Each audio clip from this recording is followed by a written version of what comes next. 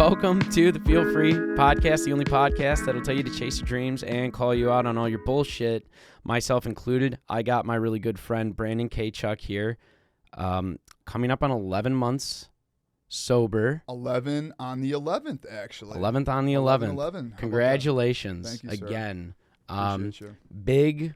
Big accomplishment there. Has completely turned your life around in those 11 months. Just finished his first Ironman a couple weeks ago, too. He's kicking ass in all areas of his life, and now he's here to visit me this weekend, and I said, we got to do a fucking podcast episode when you're in town. So originally, the topic today was going to be him roasting the fuck out of me and calling me out on my bullshit, because as you know, the Feel Free Podcast took a little bit of a break for some emotional difficulties that your boy had gone through, which is no excuse. So I would like to also face my shortcomings. We also want to talk about all the accomplishments that you've done in the last 11 months. So it's just going to be a nice mesh of a conversation, pretty much. Okay, man. So where would you like to start? Would you like me to... I'd first like to say, so like we discussed this at breakfast. Some people aren't perfect like John, and then some people are perfect like me. Exactly. I'm just kidding. That's so funny. You're like, yeah, so we're going to just talk shit about me and then talk about everything great he's done. Which I was going to say that. I was going to say that. It's so funny, dude. Let's not do that. For the love of God. We're all in the same, we're all fighting the same fight, man. We're all just struggling humans bumping into each other, trying to figure it out. We're all in different areas in our life, and like... we're all ready at different times, man, to make changes, right? And those are different changes. It doesn't, like, yeah, the last 11 months have been some of the most reward. I've learned some of the, like, I've leveraged and used the tools that I've learned the last 11 months, and I've achieved a higher level of fulfillment in my physical, mental, spiritual, and financial well-being. But having said that, there was a lot of things, like little stones, right? Pebbles that kicked over the last few years that paved the way to make a lot of this tremendous progress, right? And it was like something like a book or like a psychedelic experience or something that somebody said to me or someone that I walked in, like just bumped into and spoke with. And there's all these little moments, and they all have an impact, right? They all play a significant role, and they're all a catalyst to getting sober, which, you know, ultimately allows for just so much more growth in those other areas. But there's a lot of ups and downs and that we go through, and you're coming up. So you've got 4 years. Is it 4 years or 5 years of sobriety on your belt? It'll be 5 years in May. 5 in May. Yeah, so I'm like close to 4.5 years now. For sure. Yeah. You know, and it doesn't, you know, once you approach that, it's just different challenges, right? Like, it is. It's shifting, and you feel these ebbs and flows, and there's going to be, from my understanding in early sobriety, there's like a honeymoon phase, right? Where you're filled with so much energy. For sure. I will say that you're hungry for this change that you have in your life, and you start seeing positive results. Like, don't get me wrong, like the first couple months, you might not even see any results at all. You're like, I'm just trying to be sober and get some good habits in line, right? Because in the day and age we live in, of the age of information and what do you call it, delayed gratification, we want everything right now, right? So once you start seeing those results coming in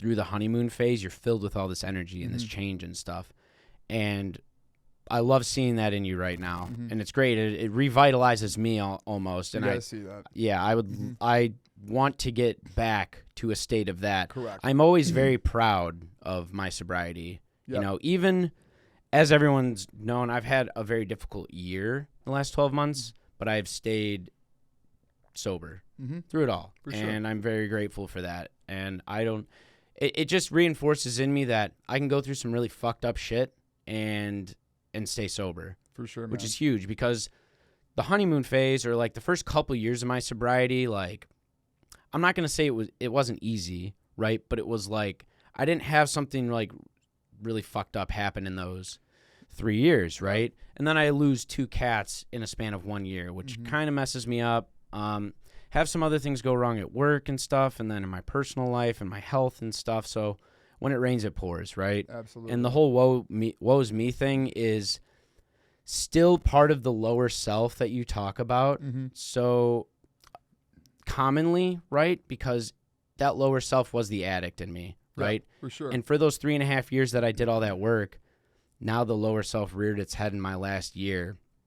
It was like whispering the woe is me crap in my ear. Mm-hmm. And I'm like, yeah, woe is me. Mm-hmm. I'm going to fall off a little bit. Mm-hmm. You know, stay sober, Yeah. but I'm not going to live up to those expectations. Yeah, which for is sure. why I'd like to call myself out on some of that bullshit. And that's healthy, and that's higher self taking accountability for those decisions, but not wallowing in it. Instead, like, what do we do different This time around? This time around, not like it, because it's like it's a dangerous spot to be in, to feel self-pity, self-loathing, like really like hate yourself, right?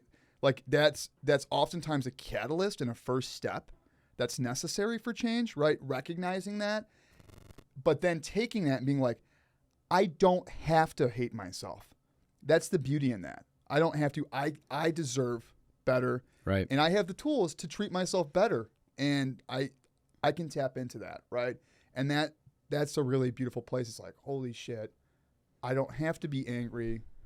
I don't have to be gorging with food, binging on whatever it is, whatever unhealthy, addictive, like this is instant gratification, this is pleasure. You talked about delaying that pleasure, right? Mm-hmm.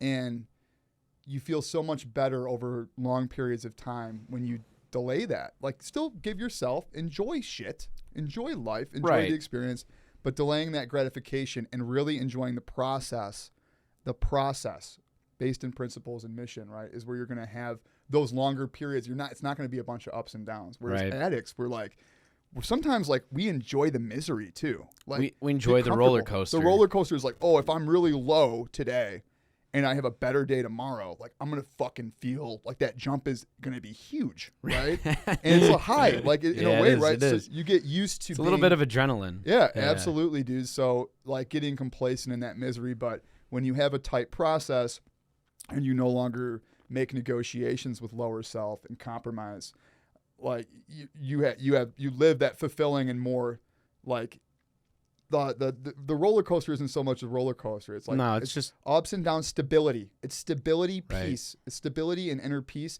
and progress. And that's real spiritual fulfillment. And like you said, that honeymoon phase, right? That's going to exist and you're going to have that.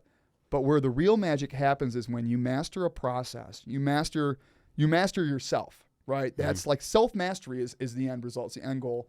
My mentor, Mohammed, talks about it. His mentor talks about it. It's self-mastery. That's the fucking goal. And everything stems from that self-mastery, right? So that's the goal. And then in order to keep and retain that self-mastery, it's then teaching it. So you find people and you give that back, and then you mentor and coach others to align, because we need that accountability.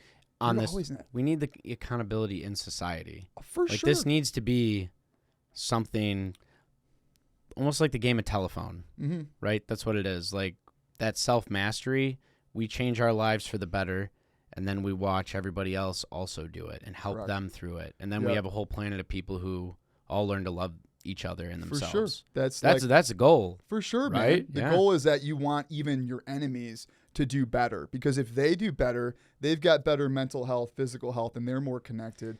It's going to be better for society, which would be better for everybody. I'd say watching ourselves and our enemies learn to get better. What if we all just get better to the point where we don't really have like a lot of enemies here? No, for sure, man. Know? And that goes with like letting go of anger, resentments, and really genuinely wanting the best for everyone. And you'll watch the world get better. But in that, you're going to have blind spots where you go through these lulls and these periods of like, you will, you're going to have that. And this is why having a mentor is so important, to point out those blind spots. And that's what I learned from Mo. I'll mention that a lot. And he's working on a piece right now. I'll give him a shout out. He's working on a piece and he's creating his own things to help bring that to light. We need to have somebody that's going to be like, hey, you're not looking here. You're missing something. Right. And I want you to be aware of this, because you're falling into patterns of self-sabotage. It's very important. It's nice to have that perspective. For sure, man. We miss it. We can't catch everything. We can't. This is not a one. Self-mastery it's a lot about self, but you need to have the right team and support around you, and you need to be able to recognize who are the people that are good for that. who are the people in my life that like I'm going to keep around, right? That we are going to grow together, those relationships. Right. And who are the people that are fucking toxic that I know that I don't need to spend my time with, you know? And they're out there, and it might sound like heartless, but dude, you got to get out of I got to get out of my own way. My number one thing isn't other people. It's the self-mastery. It's my lower self is the thing that if I don't keep it in check, it will fucking kill me. It's myself. I will get in my way. Right. You're not going to get my way. No. I'll get my way before you get in my fucking way. For sure. Yeah. I think we've been our own worst enemies, but that's like an addict. 100%. That's an addict thing, you know. This isn't like, I think it's everyone thing. We all have lower self and higher self. you know, for a long time, or like in active addiction, one of the things that fueled me was like not only just self-hatred, but hatred for like the government, like religion, mass media, for sure. like all of these external factors. Correct. Right? So I viewed them as enemies, you know, and that hatred came in many different forms, and it also affected how I viewed myself. For sure. Because I viewed all of these things around me as hating me, Mm-hmm. and then I ended up hating me. Correct. Right? So Absolutely. that's the self-sabotage. But then you start to realize you don't truly have any enemies outside of yourself. Correct. Once you start realizing what life is truly about. Correct. And one thing I would like to mention, and I'm calling myself out on this bullshit, is before my cat passed away last August, right?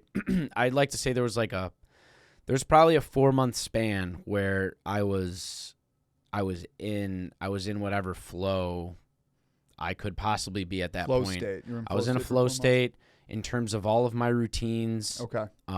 Health, wellness, podcast, writing, book, relationships, like Great. everything was like getting to the point of being very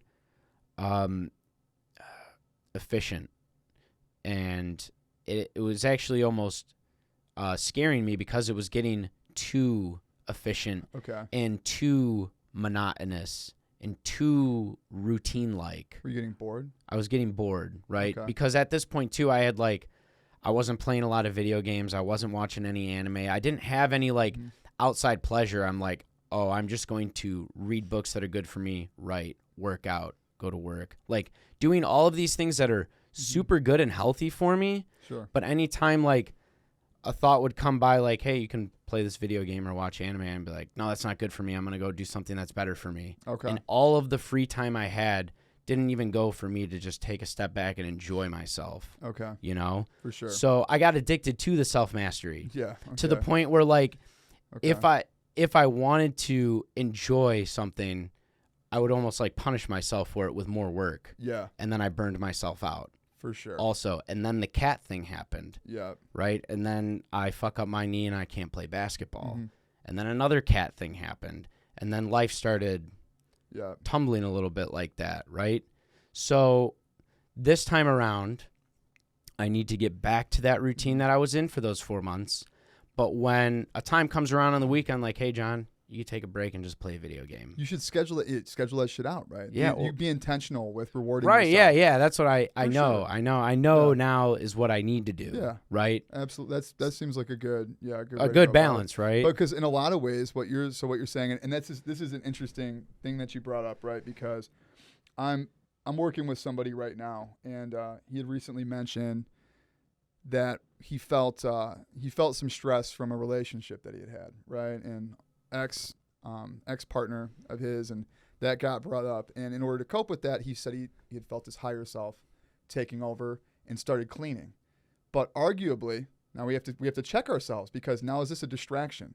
So you might think like cleaning is good, and that's like cleaning your environment is higher self. But if we are doing things impulsively instead of coping with negative emotion, whether it's work, you can be addicted to work, and that's how burnout happens. Oh, for sure. Right? Yeah. Is if we just, instead of coping with stuff, and we jump right into work, you're not actually feeling through lower self. You're not taking time to mourn death. You're not taking time to feel sad, mourn a relationship. Right. You're just jumping right into work, and that's not good either. So just because we see something from the outside as inherently good does not mean that that's a higher self activity. I think we used the example last time of like music, right?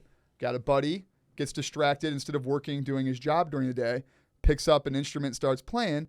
great. Musicians should practice their instruments. That's a good habit. But at what cost? So it's that's where the intent really comes in, right? And it's so important to be aware of that. And then schedule the time, schedule the fun dates, and I've done a pretty good job at that lately, but almost like to the point to where, okay, we got to revisit the mission statement. Is everything I'm doing in line with my core principles and mission statement? If not, there's either two things that we do. We reassess the mission statement and what's important to us and our core values, and we add on to that. Right. Or we change the activities we're doing to align with that mission statement that we still find reflects ourself, our higher self in the best way. So, yeah, I got to do that. Mission Well, I mean, like statements?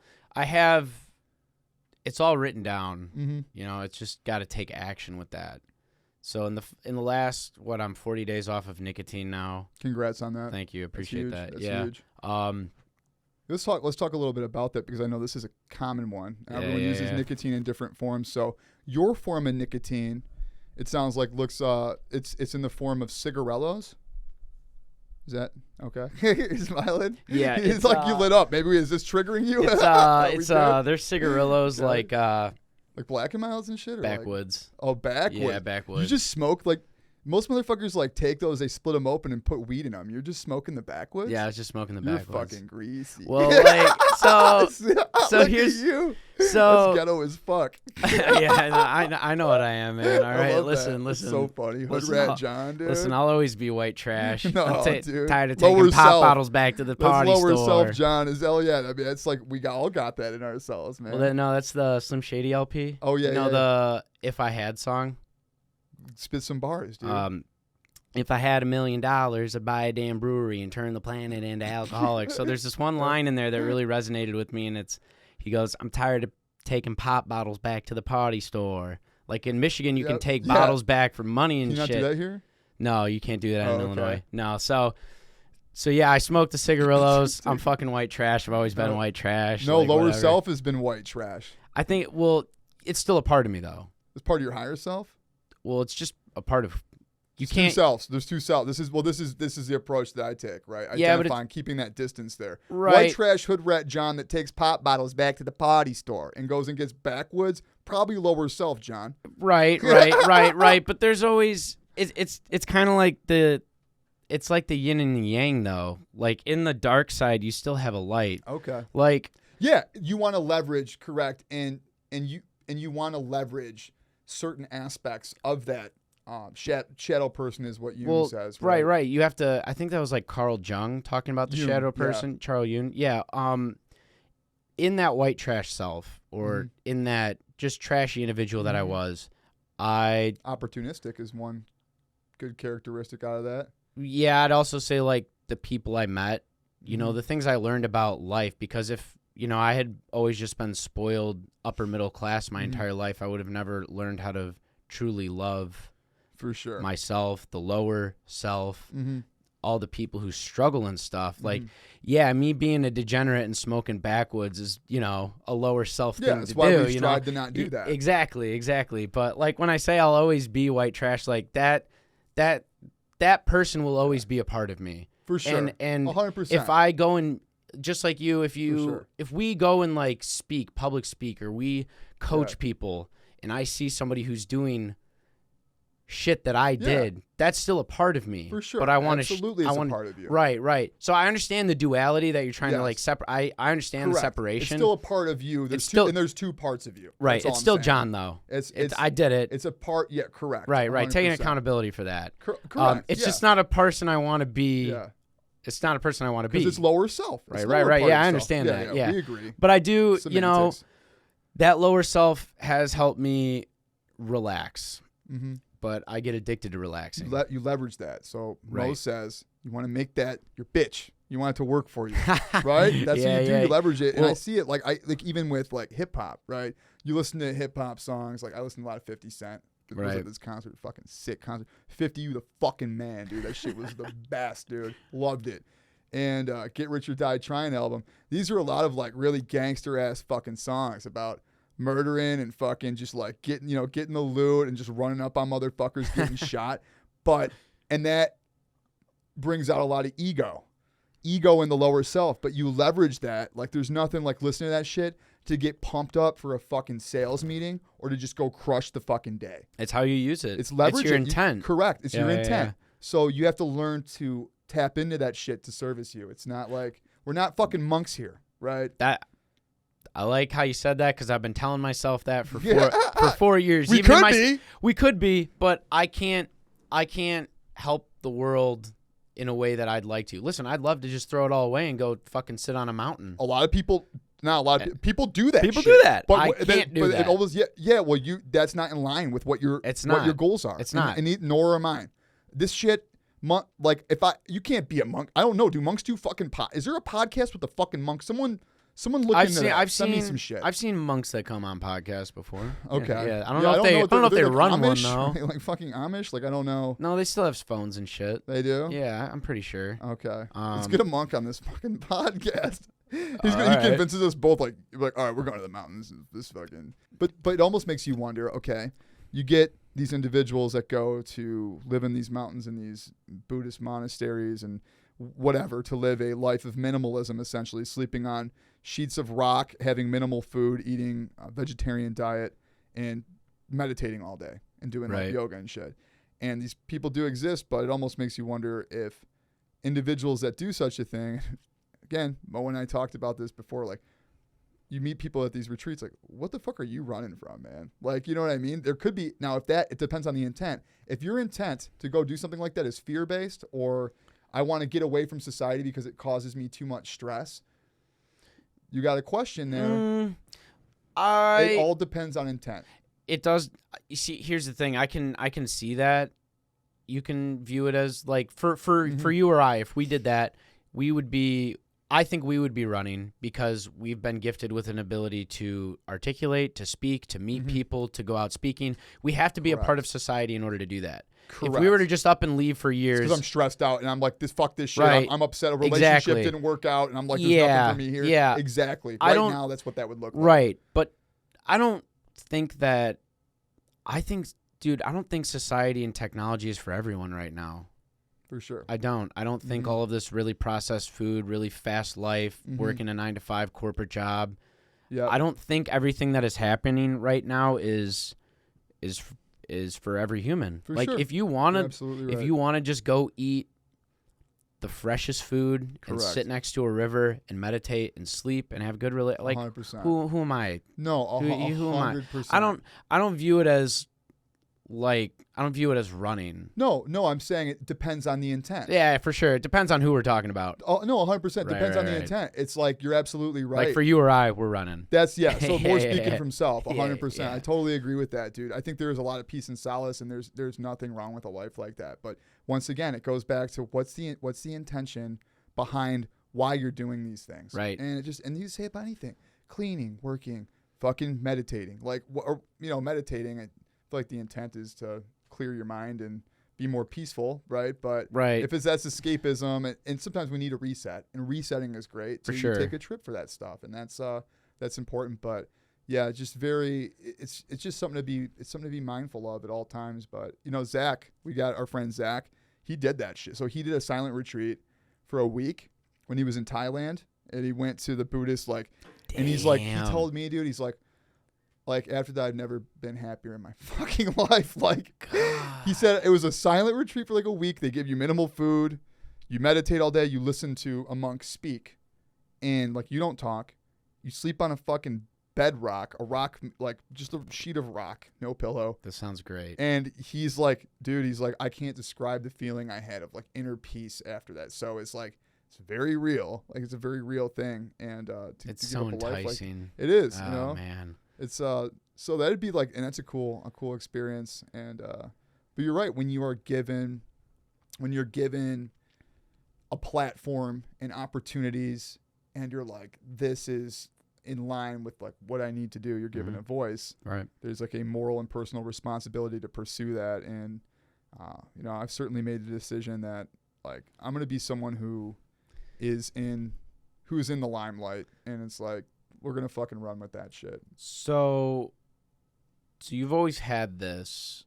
You thought it would be entertainment, right? Yeah. Yeah. I also ever since I started gloving, really. Honestly, ever since, we were class clowns and growing up and shit. Like, always knew, like, it was either entertainment or speaking or whatever you want to call it. Mm-hmm. Did you think that somehow in the back of your head in the last couple of years, did you like, I don't think any of this is going to work until I get sober? Yeah. Was there that thought there? Yeah. The gears were turning a couple of years ago, especially with it was the alcohol. And I was like, this is going to hinder my ability to be the best version of myself. Right. And I knew that the writing was on the wall to stop that. Like, and it was peaceful because I'm like, we're getting there. Like, I got a little bit more shit to do, but it was kind of funny. And, I've got a close friend now who is, currently sobering up, and the gears started turning for him about 6 months ago. We talk and he's like, I'm fucking getting there. I said, listen, dude. And I'm a firm believer that you can't really tell someone like, you need to, like, you're going to get there when you get there, buddy. And it's going to take maybe some blackouts. For some people, that takes DUIs. It takes losing your fucking relationship. It takes, or you fucking die, unfortunately. Yeah. So, and if that doesn't, and that never scared me. It just takes loss. Yeah, it takes some form of loss. The death thing never scared me. Nah, me neither. It was more of like dying and then, wow, I didn't do anything. It was like, I died, but like, okay, I'm dead. So like, who gives a shit? But like, wow, I didn't have that beautiful life, and I didn't create things. I didn't make an impact or do anything significant. And that's a fucking shame. Because you knew you could. Yeah. Yep. Because I know I can. Right. And that bothered me a lot more intrinsically than like a fear of like an overdose. I was like, well, like, like whatever, dude. Like fucking, it was just. It was just not living up to your own expectations. Correct. Yeah. That's the most disappointing thing ever. Like I read this somewhere. They said like the definition of hell is like you die and then you see like the version of yourself that you actually could have been if you didn't fuck up. You like meet him. And you're like, yeah, like this was like could have like you fucking lost it. And damn. That shit sucked because I thought about that. I'm like, oh man, did I let myself down? Yeah, boy? Yeah, that would be brutal. Yeah, honestly. Dude, yeah. It is. So like that version of self, that real higher version of self, that high frequency person, you're just like, this is the person I want to look like, feel like, be like, the accomplishments, the achievements. Like this is what I envision. This is what high performers do. It's all I think about is like I'm like quite literally transforming into that person and doing. Is this place haunted? Did you guys see that shit? Yes. If I can see that shit through that camera. Yeah, no, it's There's on no camera. wind in here. There's not. That's cool. That was like my future self. It's really giving me a sign like, yeah, dude, you got it. I will say that it is not put up very sturdily. Okay. No, I kind of just shoved it behind the foam over there. Yeah, so this looks actually kind of tacky. hell yeah, thank there. you. Yeah, I fucking hate this wall and everything on it. Yeah. Yeah, what the fuck? Should we talk about this wall? Dude, please, take it away. Okay, so we revamped the podcast room. We got 2 really comfy professional chairs here now. Bang, bang. We also got coffee tables or end tables. We also got my book. Gotta plug the book. We got my audio dude told me to put that there. He goes, and Lisa told me like you gotta have your book there. Of course you yeah, do, man. know, You're an author. You're a published author, my friend. Yeah. I also have bowls. when I have another table coming in instead of this one. It's gonna look a lot nicer. Okay. And I'm gonna put the book there, and then I'm also gonna put some CDs that I ordered. CDs. Well, nuts? I have a CD from Muncie coming in Awesome. in the mail. He mailed it, and then I also have my buddy Quaj, who was on. Quaj is the man. Quaj Shout is out the to man. Quaj. Shout out to Quaj. I got his He's CDs talented that as I'm gonna fuck. put up here as well. Cool. Otherwise, I got this for my 30th birthday. My cousin Jordan and his wife Taryn got me that. Really good gift. Feel Free podcast, little light up sign right there. That's really nice badass. gift. Lisa got me this I Choose You Pokemon thing. This picture right here of Wrigley Field must be the 20s or 30s, was actually at the old Tuxedo building.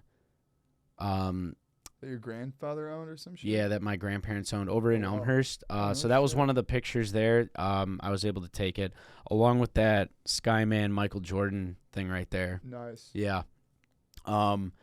This on-air thing I got from my Aunt Techie got for my 30th. This Okay. little light-up sign. These are nice gifts, man. Your Right, family right. takes care of you. They love you very much. And I think Jackie got me this for a grab bag for Christmas or Okay. Secret Santa. Oh, nice. So because everyone knows I love fucking hooping. Yeah, dude. So she got me that shit. Look out for John. He's going to join the semi-pro Q League. What is it called? the G League. The G. Yeah, Fuck. yeah. Brandon is convinced that I'm going to be a G League basketball He's a player. family full of athletes, man. Yep. Joe's Gonna going be for the cute. Olympics, and I'm going to be in the NBA. There you go, dude. It's fucking awesome, dude. It's fucking like the best story ever. They have a Netflix show on this fucking family, I swear. Maybe. It'd be cool. Yeah, it would be cool actually. And then the rest we got some albums, some vinyls. I actually Okay. got this is my favorite Grizz album, Mad Lib. It's his first album. Oh, yeah. Yeah. So I got that for a grab bag for Christmas too. He stopped playing, right? I think he's He's taking a little break. taking a little break. He's done so good. And he showed so much love at all of his shows, man. Yeah, Like, I think he's just all bass nectared out or something, you know. Just, What? I'd be tired, man. That guy, the energy, he definitely over delivered for his like fan base. Every single time I'd see that guy play, yeah, he just kills it for fucking sure. awesome. So yeah, he can enjoy that break. Right. And Slim Shady LP, Slim Shady LP, my cousin Joey got me that for my 30th. so good. Probably my favorite Eminem album. Oh yeah, I'd honestly either say that or the Eminem Show. yeah. everyone it's loves- a darker one. Like I didn't realize, because I forget. I just listen to all the songs. Right. But I like after going on Spotify and looking at the Slim Shady LP, like God, there's some really good songs. It was darker. It was like definitely. It was funnier in my opinion. It was Yeah, funny. It was a dark lot though. about drugs and yeah. death and like very dark and funny. That's really where he his alter ego. See, shines everybody through. loves the Marshall Mathers LP. Okay. Right. That's What are like some of the big songs in there? Let me pull it up on the so I know Marshall what Mathers we're talking LP. about. Yeah. The real Slim Shady, Kim. Okay, Kim was Um, like that was a real controversial Yeah. song. Marshall Mathers, another song. I'm Back. Okay. Kill You. Yep. Bitch, I'm gonna kill you. Like, it's like- Criminal. Criminal's another one. Criminal is Yeah. a fucking great So- song. Dude, some of that shit's just really fucking angry. I know, but like yeah, that's it lower. pumps it's- you. It pumps yeah. you up. I get it, but that's I don't why listen to it often. I don't either. I used to. So when I used to sell drugs and do cocaine all the time, it's all I listen to, bro. Yeah, I'm a yeah. criminal. I'd be like driving around in my car with stuff Right. and just like, you'll never fucking catch me. You never catch me alive. I thought everyone was following me. I'm a fucking criminal. And just like powder all over my face, just like a damn mess, man. An Like, actual criminal. yeah, like I like embraced that version of lower self, and there's something enticing about just about that lifestyle. But yeah, I mean his music, like I guess the Gen Z say that shit fucks. So good, dude. Slim For Shady Eminem? LP. Yeah, dude. Yeah. So Brain Damage, okay, Slim Shady LP, Guilty Conscience. Oh, we're talking about that one. Yeah. So Role Model. Role Model. So good. As the dude. World Turns. As the world. See, okay, I'm Shady. So my favorite off this album that I know, Still Don't Give a Fuck. Yep. I'm Shady. I'm gonna say Brain Damage, Guilty Conscience, and My Name Is. What about Role Model? I didn't really. I mean, like it's good. It's not one of my top. It's not Damn. one of my top. I ones. love that fucking song. Let's see. What we got a Marshall Mathers LP. Kill You, Stan. That's a gas. all That's a time big song. gas song. Yeah. The Way I Am. I was like okay with that. The Real Slim Shady. That's a banger too. Amityville. Yeah, Mentally ill from Amityville. Yeah. Thinking he won't. God damn it, he will. Like, man, just like under the influence, and then you got Criminal. But I grew up on, it was the Eminem Show. That was like Yeah. the one I bumped all the time. I actually didn't even start listening to Eminem until I was 19. Oh, interesting. Really? Yeah, I mean, I had heard his bigger songs like "Till I Collapse," "Lose Yourself," Okay. "Stan." Yeah. I'd heard those growing up, but I didn't like full on listen to his Yeah. discography front to back until I was 19. Okay, and like gotcha. studied him. Yeah. So, but then I don't know, man. That's just like that album's like the funniest to me. Yeah, it's just for he's just sure. he's so goofy in that Yeah, one. I agree. The You rhyme know? schemes and He's just goofy, dude. yeah. And his cadence in that one and his voice is really Yeah. high pitched. Last night I OD'd on rush, mushrooms, and dust. I got rushed to the hospital to get my system flushed. Shucks, I'm an alcoholic, and that's all I can say. I call in to work because all I do is frolic and play, swallow grenades, take about a bottle a day, a Tylenol free, and talk about how violent I'll be. Yeah. That's so great. So great. You can't. It's probably my favorite. Like that. But it is my favorite album by him. So Joey bought that for me. Okay, that's a good buy. Yeah, and then the other one is a metalcore album or post-hardcore. Okay, is that the screamo shit that you like? It's called screamo shit that I like. Yeah, okay. You want to give? Can you do that in one of these mics, or that fuck the whole thing up? Yeah, I'm not gonna do that. Can you give us a scream, dude? No, I'm not gonna do a scream. Dude, all right. No. Fucking but is lame. I am lame. Jackie actually told me that I have to rap on my podcast. Okay. She told me that I have to, and then I'm like, Jackie, I don't. You know, it's a wellness podcast. She goes, yeah, well, how many people who have a podcast can also rap, John? And I'm like, I guess not a lot. That's true. Right? She goes, yeah, so you have to rap. And I'm like, all right, just ease up. Ease up. So, yeah, he does it all. He's a professional basketball player, ladies and gentlemen. He's a rapper, a podcaster, a screamo expert. He's playing guitar. He's knows more about anime than anybody I've ever met. And except One Piece. Oh, all right, I got a tip for you. All right. Aiden's going to listen to this podcast. Is he? He fucking hates anime. So every I will fight him, every bro. question you have for him, dude, incorporate. Yeah, so that's really, it's a lot like this anime. Like, it just, do it. All right, because now he's going to know because he's going to listen to this. But at least once in the podcast, don't tell him when, and try to ask him a question around anime. And then when he says, yeah, I don't really watch anime, at some other point in the podcast, also bring up anime and ask him another question about anime. It'll be really funny to watch him, like, get triggered by that. So, Aiden, why do you hate anime? Why are you a hater? Don't hate.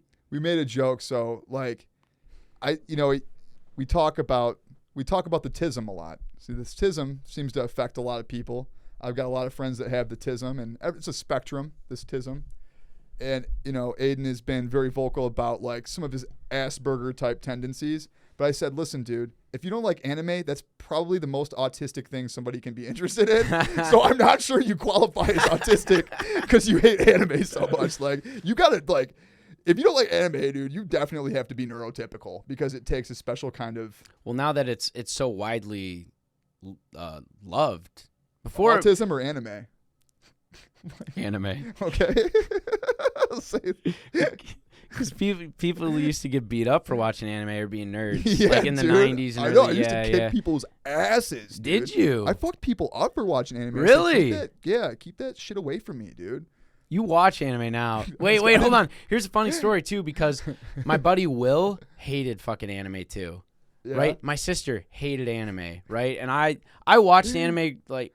If you watched or listened to my sister and I's other podcast called Just Anime, the stories there about how many episodes you have on that? We just got one. Okay, cool. Just one episode. Cool. But I grew up watching anime, and Will gave me shit fucking all day about that shit. And then finally, I think we were like 20 or 19, and he texted me one day, and he goes, damn, dude, I'm like halfway through Full Metal Alchemist Brotherhood right now. And I'm like, yeah, he goes, yo, this shit is gas, dude. This shit slaps. He's never left, and he's just never left. No, the same basement with no, yeah. No, dude, yes. Like, same with my sister, though. Yeah, she hated that knows shit. it. Like, she really knows it well. Like, she wasn't about it, and then she watched one of them. I think Which one she watched? She watched Death Note. Okay, classic. That's what started me. It's a banger. That got my sister hooked on that shit too. Another one called Sword Art Online she liked too. And then she just took off from there. Yeah. Started watching everything that we watch. Now she's fluent in anime. Yeah, it's an anime language. You're an anime family. I'm surprised. It's honestly disappointing that none of you speak Japanese at this point. I know. You're really fucking. I'm trying, man. It's tough. Language is tough. It's man. tough. It's because I have a problem with auditory learning. Okay. Like I'm a visual. So it sounds like an excuse, so we can talk through this. Dude, I'm a visual person. I'm visual and problem solving, right? Language is a very visual thing. Especially Japanese. Yeah, I mean very like visual. Like that's one thing, but like if I hear sentences or words and stuff, it doesn't Really? Because you were repeating a lot of Japanese shit back from the anime last night. Right, but I don't know what they mean all the time. Should we right. work on that? Yeah, so I don't like process it well. And Find here's the thing, sensei. I've been watching anime for 12 years. So of course like if I hear a word like that, I'll say it. Yeah.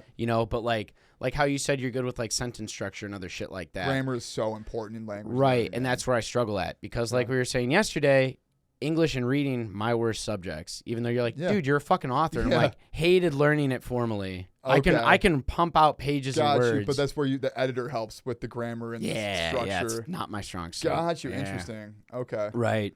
Yeah, I get that. They're not the same thing. So before we get back on task, I'd like to say, Aiden, I'm gonna fight you about this anime thing. I can't wait to just like you grill it. I want to hear 30 minutes about you arguing your positions. Like, I'd just like to be like the most like combative podcast. I hope he DMs me about it. You're fucking wrong, you John. ready to fucking fight about this, dude? I've been eating liver and heart for weeks now, bro. I'll fucking crush you. You guys are gonna have some really good stuff to talk about, man. Aiden and I? Yeah, I'm looking forward to that. Yeah, I gotta hit him up and schedule that. I love that the homies are homies. I'm glad that, friend groups, they intermingle, and you guys are just you're such great support and homies to have around, brother. And I'm glad that you have one-offs and you guys all have your own friendships and stuff now. I love that we're still friends. Yeah, I mean, love not for this podcast. I'm never fucking talking to you honestly, again. I was gonna you disrespected me right in the beginning. It's fucking unforgivable. I was actually gonna drop you off at the train and say, see you later. I said, wow, this guy sucks. I gotta get him out of here. Listen, we're gonna take an Amtrak. We're never coming back. We're never coming back. Listen, I know another Chicago John, and he's great. He's a lot better than you. Way better than this one. He's perhaps the greatest. Whenever people talk about how awful this Chicago John is, I tell them I got some of my best men working on it. I am meeting with another Chicago John on Thursday. It's like, so I met him, this gentleman, mutual friend. So basically, we played a show. Toad played a show in New York City. We had another drummer fill in. Our drummer couldn't make it, and the drummer that filled in, awesome dude, extremely talented. We're playing the show with him next weekend. We're doing a show. Fantastic you told me about drummer. This, yeah. His name is Zach. And he filled in, and then his buddy came to New York City, and we were all rehearsing before we went out and played the show. He's like, hey, guys, this is my friend Chicago John. I said, fuck you. I've already got one of those. This is unacceptable. You're Chicago Johnny. That never stuck. Now everyone's like, Chicago Johnny. I said, which one, motherfucker? Which one?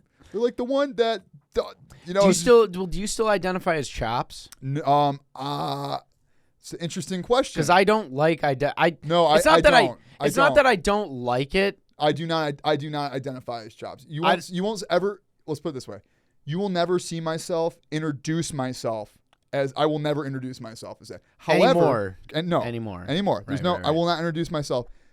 But if somebody that I know that knows me from that era, like I'm never gonna be like, oh, you can't. It'd almost be weird if someone that's called me that since I've known them and they didn't call me that. I'd be like, call me by how you know me. You know what I mean? We're okay with that. Right. But we're very much right now in Brandon. I'm right. Brandon. That might change. A lot of spiritual changes going on. Maybe I'll change my name to some Hindu shit. I don't know, dude. I don't know what's in store. We're gonna see. But I'm Brandon right now. Call me Brandon for sure. Or I like B. I like B. I like when women say B. B ran. No. Listen. Let's not start this shit. B-Roni. I like when women call me B. I accept a B. Okay. Yeah.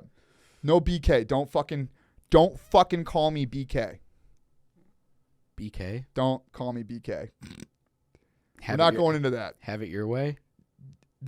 I get the humor, but no BK, B or Brandon. Okay. Kaitschuck. People who knew me from high school call me Kaitschuck. What if I just call you Chuck? I don't like that. I don't like that at all. How about Charles? Don't call me Kate either. Kate? Don't call me Kate. Maybe, perhaps I'm thinking. How about Buck? you brought one up that nobody knows. Like nobody knows that one. Buck? Yeah, no one. That's like what my parents call me. That's really. Are you fucking with me? Because you were at my house. I've never heard that. Are you fucking with me? I'm not fucking with you. My mom and dad call me Buck. That's my nickname. I've never heard that before. Yeah, I was born. I put the end of your last name and the start of your first name together. They call me Buck. That's like a thing that my parents call me. Wow. Yeah, I'm like really emotional right now. That's really funny. You put that together. That's one of my nicknames. I was called Elvis for a while. Elvis? I got that when I had the sideburns in high school. Yeah. But man, Brandon B or Buck from my parents is acceptable. It depends on who's addressing me. Okay. But I will, if you misgender me, I swear. I know that it's very confusing what I am. Don't fucking misgender me. Yeah. So what are you? Thank you for asking, Jonathan. Yeah. You prefer John, Johnny Cakes, Jonathan? Just call me Guy. Guy. Yeah. Actually, no. My guy. Oh, that's a one that's like, oh, people say like my guy, my dude, pal, bud. How about sport, champ, Sport, Skippy, oh, pal? champ. Oh my God, little man. Little man. Put her there, little man. That's what I call like younger. What's up, little man? Younger humans. What's up, little man? Give him a noogie. Yeah. Rub his hair a little bit. Hi, What's up, how's little it? man? Yeah, how's it going? Champ, dude. That's so fucking emasculating. I still got What's up, champ? Heard a lot about you, sport. How you doing there, Skippy? Yeah, Skippy. Yeah, I don't. I still call people that. Yeah. Yeah. It's funny. I was such a dick. I used to do shit like that. Lower self would do things like that. Like just to get reactions out of guys at parties and stuff. Be like, it's funny. Or purposely call them the wrong name. Yeah, that's classic. Oh yeah, this is my boyfriend Jeff. I'd be like, Mike, it's so nice to meet you. Like, my name's Jeff. Like, whatever you say, Jerry. Have a great night. And they just want to fight me. You're like, all right, guy. So it's like, everything was a skit. I started saying ease up a lot. Ease up. Yeah, I say ease up to people. I heard you say that to Lisa today. Yeah, ease up. Just ease up, all right? There's nothing that triggers people more. You like tell them to fucking chill out. Hey, whoa, relax, man. Like, hey, well, dude, take like a holy shit. Like, are you okay? I know. And then you start doing that, and then they you almost gaslight them into thinking there's something wrong. Yeah. Whoa, just take steps back, like they're gonna hit you. Yeah, she pinches me, so it's fine. Yeah, I get what I deserve. This abuse, man. This I is know. Fucked up. I get what I deserve, though. Yeah. I hate when she makes her pinch you. Yeah, I hate it too. Yep. Yeah. So, wow. I said, what are we talking about? So it was funny that you mentioned before we went on one of the tangents, we said something about a support group. And you're like, you're glad that the homies are homies. Yeah. Right? So your homies that you're homies with up by you. Like Muncie, such an awesome individual. Uh-huh. Aiden's fucking dope too. Yep. I know you guys just like to hug each other and just say the words Bitcoin over and over and over and over again together because you just love it so much. We love it. That's a really good thing to come together on is just Bitcoin. That's it. It's the only thing we have in common. The blockchain. Blockchain. Yeah. Bitcoin. Let's not confuse it for other blockchains. And then Aiden says, I got to eat liver. And then you start saying, I got to eat liver. And then you all Hey, start your liver. brother's a lot like that too. I know right? he is. He was, I know. Right? Yeah, It's so funny talking with Joe last night. And he's like just the same, like just all the same shit. It's like we could all just... I'm like, it's fucking crazy how similar. It's that book idea you had, the high performing friends. High performing friends. Yeah, high performing friends. Yeah. Yeah. That will get written. So we've talked a little bit about calling me out on some of my slip ups over the last year. Perfect, so don't even go there with me. Right. So let's talk about your perfections a little bit. Let's talk about all the things that you haven't fucked up on. Yeah. But I make so many mistakes, man. I make so many fucking mistakes every day. Well, I was gonna say, you're 11 months sober now. You have a few book ideas you want to do. You're also looking to get into the public. Okay. No, go ahead. You're also trying to get into the public speaking. Yeah. Okay. What's coming first? What's coming next? Or what are you most excited about doing other than your self-mastery? So, Biggie Smalls said, never let him know your next move. For sure. But given that, I'll give a little sneak preview. Where I get the largest amount of fulfillment is from a coaching and mentorship perspective. So that will be, we could talk about money, finances, career. I've got a great idea on what that looks like for my future, right? But in terms of fulfillment, entrepreneurial spirit, and next steps in that regard, right, for my mental, even put the physical on side. It's going to be that coaching and mentorship and helping other people that were in a position similar to mine. Everyone's got different situations, but helping people with the weight loss, right? I'm down about 60 pounds. Congratulations on that. Thanks, brother. So like March, and I'll be posting a before and after picture once I hit 200. I'm going down. I'm meeting Aiden, my buddy Aiden, at 190, and then I'm gonna bulk back up to 200, 210. But when I get down to 200, I'll post a before and after picture. 265 in March of last year. I weighed in on Friday at 210. So I was like 55 pounds. And helping people get to that point physically, mentally, emotionally, get off the drugs, get off the alcohol, right? Lose the weight, start respecting and loving yourself, respecting and loving your time, and developing those strong skill sets, relationships, and habits, right? And I feel like, I'm at a point where I've done enough to, at the very least, have that influence and that perspective to get people out of those dark places and get them on the right track. Right. I don't have all the answers. No one has all the answers, but I'm like well equipped now, and I'm confident that I can fucking help people. There you go. I know what to do. Nice.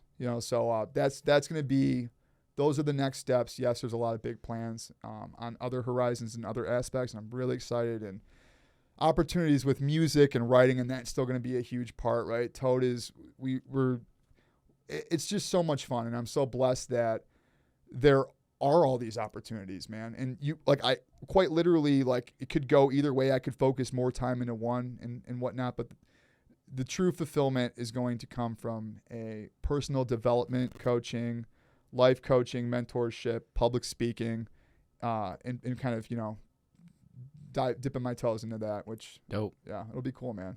Hell yeah. Also, you had completed your first Ironman. Yep. Full Ironman a couple weeks ago. Let's talk a little bit about that. Well, I got a fucking hernia. I was gonna say. Yeah. Went a little hard there. Yeah, dude. But sure. It wasn't the actual I let my inner bitch win. I was being a bitch. Were you being a bitch? Being a little bitch. Get up, run more. Stay hard. What's that from? It's Goggins, right? I don't know. Is it what Goggins says? Goggins. Stay hard. Guys gives me anxiety. He does it? Yeah. Fuck, man. Dude's like, he's wild. He's fucking wild. But, sorry, what were you saying? I was going to say, so it wasn't the training or the actual Ironman that you got hurt with. It was saving some dude? What happened? It was... Is this during the race, too? During the fucking race. So, and this is a theory because I'm not sure when I got the hernia, but after I realized it was a hernia, everyone was like, how the fuck did you get a hernia from an iron? You weren't lifting anything. Because usually, I guess, you get a hernia from, lifting. It's like a tear, right? So I'm like, I don't know. But when I ran the tape back in my head, after finishing the 112-mile bike ride, you jump right into the marathon, right? I got some water, go right in the marathon. Around mile 6, I heard screaming and shit. It's fucked up. I'm like, what's going on? They're like, we need help. We need an ambulance. And there's skid marks on the trail that we're running. And they're like, he fell over. Somebody had driven an electric vehicle that looks like a golf cart, like a huge golf cart. And they went over this hill, over the trail, and flipped over, and it landed on the guy's leg. He was stuck underneath the vehicle. So they're like, we need runners, we need help. So me, along with a lot of people ran over. It was me, 10, 15 other guys. And we ran over. This thing was heavy. It was stuck on him right at the bottom. He was like, and I'm like, trying not, I don't know if his leg was all messed up. We're like, hey man, we tried to get it up, and then we rocked it. He's like, stop rocking it. I'm like, all right, we're sorry. We got to get more people.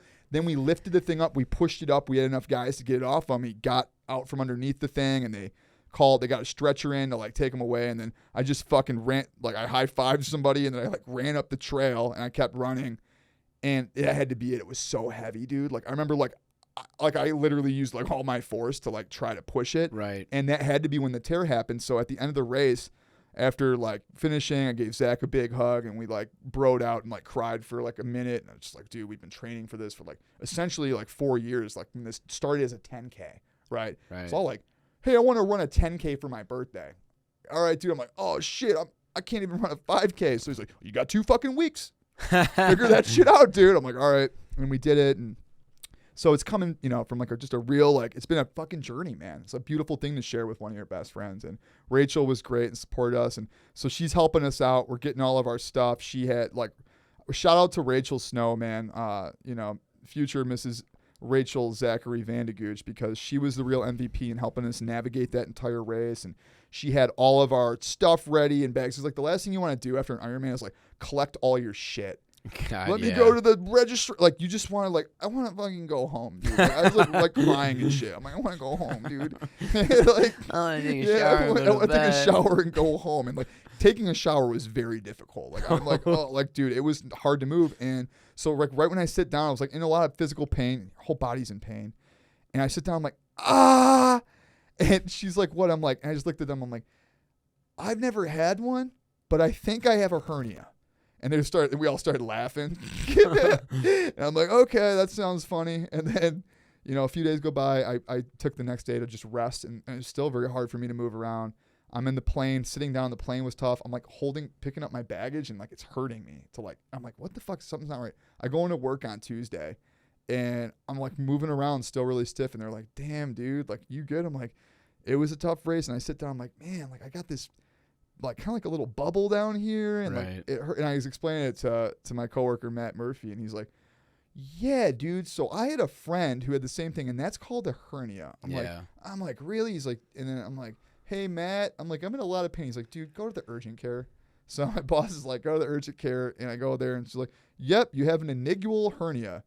I'm like, okay, so here's $100. What do we do? He's like, oh, all I can do is tell you that that's what it is. I paid like $100 for someone to verify that that's what it is. And then I called my doctor. She said, oh yeah, so I'm meeting with the surgeon on Monday. But so like my belief is that I fucking had a hernia for at least the marathon run For sure.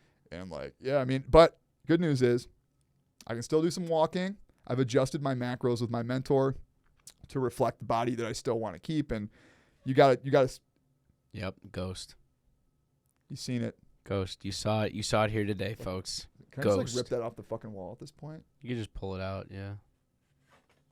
Yeah. Look at that. Okay. Watch out for that. It'll kill you. Jeez, broke. yeah, dude. What the fuck is this? Anyways, Yeah, it's old. we cut back on the macros. We're doing the necessary things we need to do to get the results that I want. And it's been challenging. I do want to go back to lifting, but I'm Of taking it course. easy. What do we have control over? I can still walk. I can still eat right. Still track my macros, making the adjustments. And I bought a hernia belt. So if anyone ever gets a hernia that's listening to this podcast, dude, it's the fucking best thing. I didn't know that they had these, and I bought one off Amazon. I'm not in any pain. Like right now or when I walk around, I'm not in pain. That's good. Yeah, I'm not in pain. Like it was really bad for the fucking first week and a half why I didn't have this belt. Oh, Like, yeah, I'd imagine. yeah, I didn't know, but having like pressure on it and stuff. But yeah, we make it work, we make it happen. I'm really glad that everything happened the way it did. It all worked out, and honestly, it's kind of like I'm proud of the hernia. Like, I got a fucking battle wound from this fucking expedition. I you know mean, what I mean? you put in the work. Yeah, Yeah. So it's good, man. And you helped save that dude's leg. No, his leg. He would have been fine without me, but like Yeah, I mean, well, somebody else would have came in yeah, to do it. he would have been Right, good. right. And luckily, the dude wasn't like he was like fully cognizant, aware. Like I don't even know if he broke his leg. Like he got so lucky, bro. This whole thing, like it was like 2 inches away from his head. Like he would have fucking been dead. He probably would have died if he would have flipped over. I don't know what he was doing, but yeah, that was pretty wild. So yeah, Iron Man was great, but after that it was just like for me, what's next? Right. It's not like, yay, I'm going to talk about this until I die. It's like, No. great, that was an achievement, a milestone that I worked for. Now I know that I can literally do, because 4 or 5 years ago, you're fucking crazy. You'll never do that. Right. See, I'm not much of a competition dude when it comes to like running, biking, and shit like that. My competition lies in like basketball. There you go. Or if I play baseball this coming year. Like I like actual sports, right? Yeah. Actual real sports, not like the fake sports. Not fake sports. Like, I like fake sports like fake news, Fake news fake triathlons. fake sports, yeah. All that pussy shit. Yeah, that shit, it just doesn't sell, folks. It just doesn't sell. I love that. So my goal was to like dunk, right? Yeah. And I hit that goal back in March. Granted, like I've been able to dunk occasionally in the last 3 to 4 years, but I'll dunk and then I won't be able to for months because I don't know if I just jumped too hard. Like fuck yourself up or something? It's either that or I wasn't doing the work I wasn't doing leg day, plyometrics, and shit like that. So I would just have like these weird bursts of like, yeah, I'm going to dunk it, and I dunk it. Yeah. And then I wouldn't do the work to maintain that, right? Okay. But in March and April, I was doing the work, and I was fucking throwing it down, right? Like, I took a video that I posted on Instagram where I just barely got it over there, right?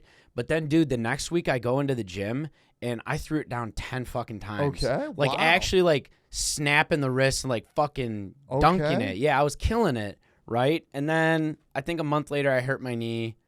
And like we've been talking about the accountability thing, like over the summer I haven't been doing what I've supposed to be doing. You haven't been getting consistent results that you want to see. Like I was before. Like you were before. So my result that I want to get, instead of dunking, I want to be able to dunk in a game. Mm-hmm. So if I'm playing fives against people, I want to throw it down, right? And secondly, I want to be able to try and dunk off of 1 foot. Okay. Because the times I have dunked are with 2 feet.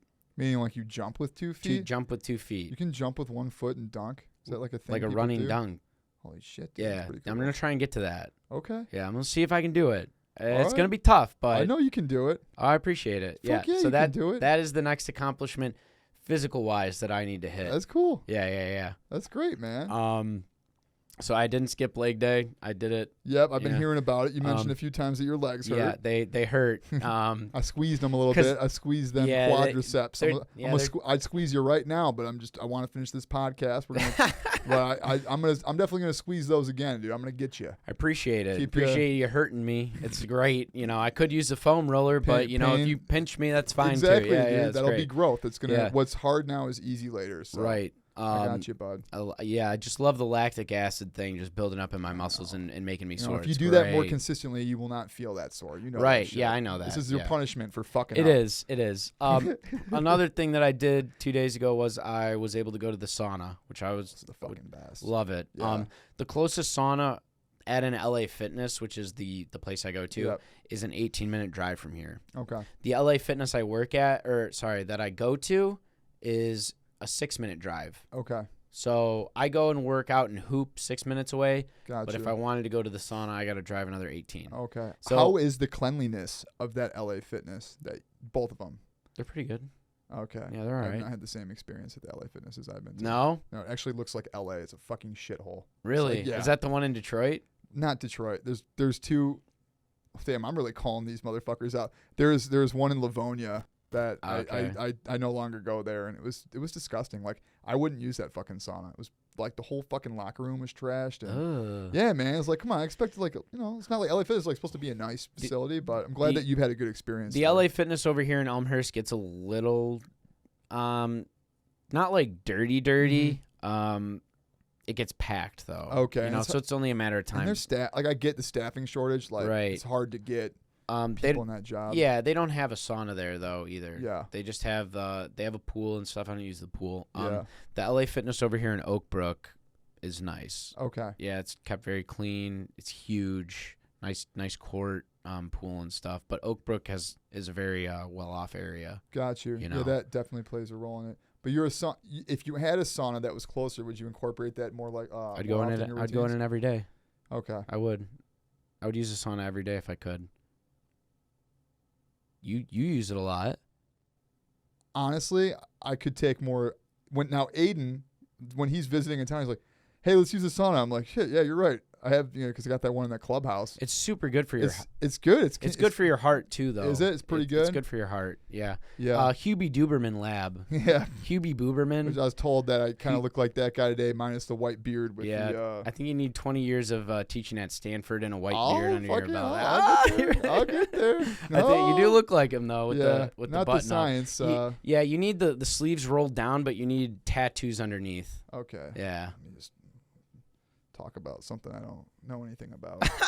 Just act real confident on. But chemicals and shit, they fuck you up. No, he did mention the health benefits of using a sauna 3 to 4 times a week and how it decreases the rate of heart attacks in people, I think. Great. Don't quote me on that shit because I'm not like a fact-checking dude, but that is just... John's a doctor and this is medical advice. Also, didn't you say you wanted to give financial advice to everybody too? Yeah, don't spend your money. That's pretty good. Yeah. That's good advice. Yeah, well, actually, no, it's actually bad advice. Never mind. Here's good health advice. It takes money to... Stop eating fast food. That's good health advice. Good health advice. High IQ. Good financial advice. Make more money. That's what I would say. He's saying spend... I just say make more. I would say spend less on shit you don't need. Pretty generic. Okay, that sounds like pretty that's good generic, advice. Yeah. you know. Well, also the not eating a lot of fast food and spending less money on the fast food kind of works out. Spend less money on fast food or just don't eat it. Right. Yep. That's a win. That is a win. Yeah. So now we're telling people how to live their life. Welcome to the Feel Free Podcast, where we push all of our agendas on you. 9/11 was an inside job. 7-Eleven was an part-time. Part-time. It was 7-Eleven was a job? part-time It job. definitely was, yeah, dude. I actually like that one. That's a good one. That's Yeah. a classic meme. What else you got for the listeners? You got anything else? Maybe some tips, tricks on how you got to where you are right now, and how to kind of push people to be excited about changing their life, How to push people to be excited, or to inspire people, I should say, instead of push. That's a really good question, John. That's a really good question, and thinking through it. So, how to inspire people to live their best life. Man, we all have passions and things that we love and we care about. And if we take the time to reflect on what those are and where we get fulfillment, and we start caring about developing and loving ourselves, and we focus on that first,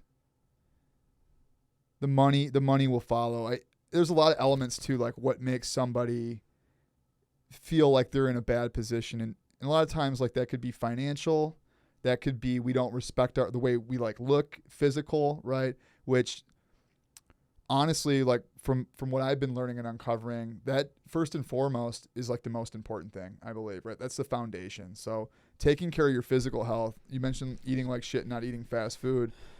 If you truly want to change and you don't like your current situation, I'd say focus on getting the body right, something that you have a lot of control over. Start the wins, man, because when you're in a position like that, it's easy to feel like you don't have control over your life. You've outsourced control over your life and aspects of your life. So understand what you do have control over and start stacking those fucking wins. Like it almost seems so stupid, but this stems from like really having strong morning routines, whatever that is. Make your fucking bed. Have enough respect for yourself to, at the very least, make your fucking bed. And it's like, people are like, oh, well, I don't want to listen to that. I'm just looking for a quick hack to like, because my life is in shambles. Like, well, if you can't even do that, you're fucked. Right. So do something like, listen to me, make your fucking bed. This is what I tell people. Make your bed, write 3 things you're grateful for every morning. And once you do that for a week. Like, have that be the only thing you do. Like, like the only change you small. make. Those Start small. Those little wins right do there. that. And then once you do that, what I'll even say is call me. Give me a fucking call. Shoot me a message. Shoot me a message. We'll take it from there. If you can do that. But only reach out to me if you've made your bed for a week straight and you've written 3 things you're grateful for in the morning. If you haven't done that, this would be the first fucking thing I'm going to ask you. If you've done it. If you said, no, I made it. Well, I made it 3. Then motherfucker, hit me back in 7 days when you did it for 7 days. You can't hire him unless you've done it for a week. Yeah, 100%. So do that shit for a week. Shoot me a message, and then we will get you set up on a macro plan and eating plan to hit your weight goals. And then we'll start looking at lower self, higher self, identifying that, and then we'll craft a mission statement together. So that's my plug. That's my offer right there to the audience. Nice. That's some good advice right there. Yeah. Hell yeah. I think we touched on a lot of good things today. Yeah, but we didn't get to talk about apartheid. We didn't get to talk about the Palestinian-Israeli conflict, 9/11, and a lot of other things. So next podcast, we're going to break it down. John loves talking about politics and religion. Politics and religion. Yeah, It's so we're like going to my really favorite break down thing. exactly what's going on in the Gaza Strip, and it's just going to be a really good episode. So, but we're not going to touch that now, so you'll have no idea kind of what that looks like. Right. So yeah, stay tuned for me to talk about a bunch of things that I don't actually interest me too much. You know I had to end it that way. I know you did. Yeah. Just In light of me saying that it does not take away from the atrocities that are happening right now, I just The Feel Free podcast is to help people feel free from all their worst habits and vices in order for them to chase their dreams and shit like that. If you would like to listen to a political podcast, there's probably some out there for you.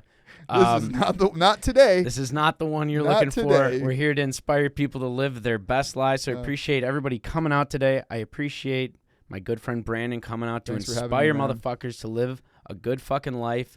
Follow him on Instagram. He posts some really good content.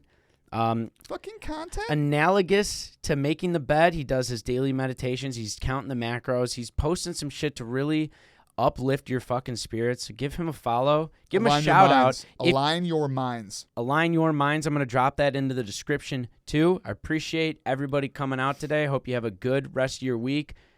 Start to your weekend or wherever the fuck you're listening to this shit at. So we're signing off. Stay up and feel free. Peace out, homies.